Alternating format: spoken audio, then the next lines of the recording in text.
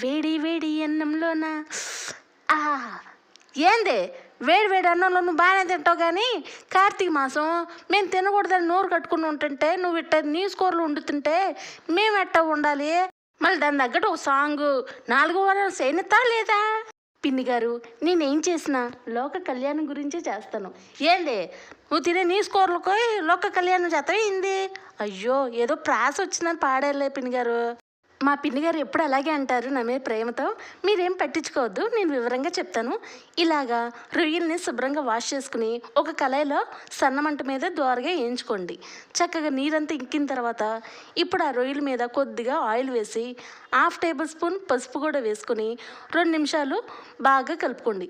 ఇలా కలిసిన తర్వాత చక్కగా వేరే ప్లేట్లో పెట్టేసుకోండి. మొత్తం రొయ్యలు మొత్తం ఆ రొయ్యలో ఉన్న నీరంతా ఇంకిన తర్వాతే మనం చక్కగా వేరే ప్లేట్లో పెట్టుకోవాలి, సరేనా? ఇప్పుడు కంప్లీట్గా రొయ్యలు మొత్తం శుభ్రంగా ఆ ప్లేట్లో పెట్టేసుకోండమ్మా. ఇక అదే కళాయిలో కొద్దిగా ఆయిల్ వేసుకుని 2 పెద్ద సైజు ఉల్లిపాయలు చిన్నగా కట్ చేసుకుని 2 నిమిషాలు దోరగా వేయించుకోండమ్మా.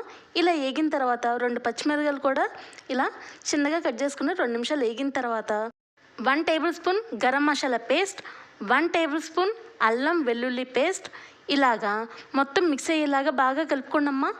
ఇక ఇలా కలిసిన తర్వాత 1 నిమిషాల వరకు పట్టిద్దమ్మా. ఇలా కంప్లీట్గా వేగిన తర్వాత 2 పెద్ద సైజు టమాటాలు చిన్నగా కట్ చేసుకోండమ్మా.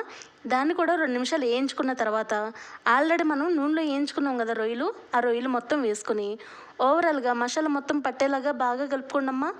ఈ విధంగా కలిసిన తర్వాత ఇప్పుడు మనం కొద్దిగా 1 table spoon salt, 1/2 table spoon పసుపు, 1 టేబుల్ స్పూన్ కారం, ఇప్పుడు 2 రెబ్బల కరివేపాకు కూడా వేసుకొని ఇక ఓవరాల్గా ఆ ముక్కకి పట్టేలాగా బాగా కలుపుకోండమ్మా.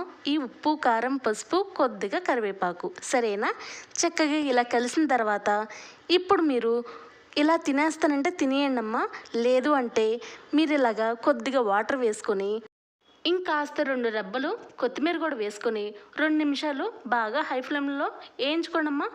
ఇలా కంప్లీట్గా దగ్గర పడిన తర్వాత ఇప్పుడు మీరు గోంగూర ఉంటే గోంగూర చక్కగా ఇలా దీని మీదే వేసేసుకోండమ్మా.